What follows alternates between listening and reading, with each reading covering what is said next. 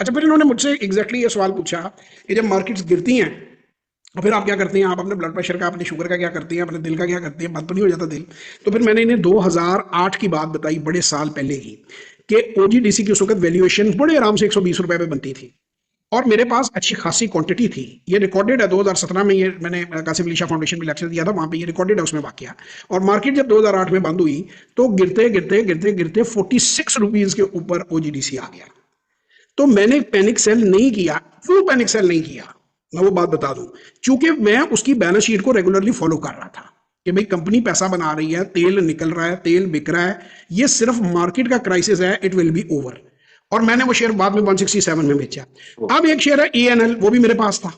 वो 2008 में तकरीबन 17 साल पहले आज से उसने 100 रुपए लगाए, वो अभी भी 12-14 रुपए पे है। अच्छा, वो मेरे पास था, मैंने वो लिया को 20 रुपए के करीब, एग्जैक्टली मुझे याद नहीं, 40 से मैंने एग्जिट करना शुरू किया, मेरा ख्याल 55-60 के करीब मैंने बेच दिया। जब मैंने बेचा वो चढ़ता गया, यही यूफोरिया होता है ना, आई डोंट बॉदर। जब वैल्यूएशन निकलती है ना, मैं आपको फर्क बता दूं, बहुत से लोग मुझे उसको कहेंगे यार तो बेवकूफ है, एनु तो 93 तो बेचना चाहिए था। सर नो, इमोशनल डिसीजन नहीं लेते आप स्टॉक में, कॉर्नर्स नहीं पकड़ते आप। क्रिकेट मुझे फुटबॉल होती है ना, दरमियान में होती है, कॉर्नर्स पे नहीं होती। The moment valuation is out you should immediately sell. मेरे हिसाब से 60 पे उसकी वैल्यूएशन टोटली आउट हो गई थी, मैंने सारे शेयर बेच दिए। वो 93 तक हाल बन गया।